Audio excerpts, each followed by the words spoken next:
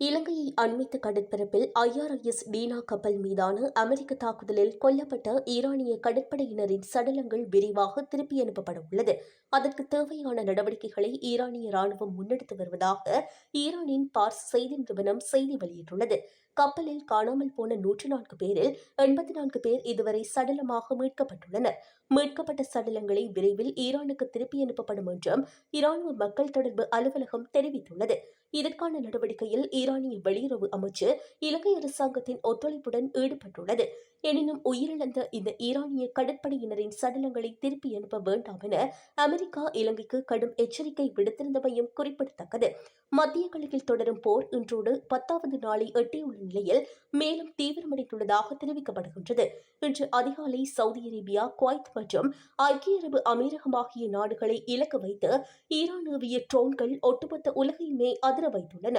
Saudi அரேபியாவின் எண்ணெய் வளம் மிக்க கிழக்கு மாகாணத்தை நோக்கி வந்த 2 ட்ரோன்களை அந்த நாட்டு பாதுகாப்பு அமைச்சகம் நடுவானிலேயே சுட்டு வீழ்த்தியதாக அறிவித்துள்ளது.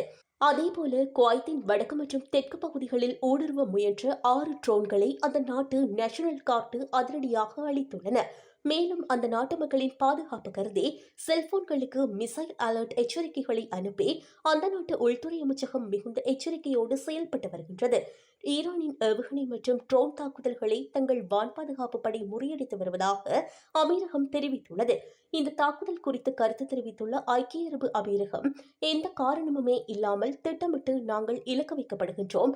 ஈரானுக்கு எதிரான எந்த தாக்குதலிலும் நாங்கள் பங்கேற்க மாட்டோம் என்பதில் உறுதியாக இருக்கின்றோம் எனவும் தெரிவித்துள்ளது. அமெரிக்காவின் நட்பு நாடுகள் என்ற போர்வையில் ஈரான் நடத்தும் இந்த தாக்குதல்கள் தேவையற்றவை என அமீரகம் சாடியுள்ளது.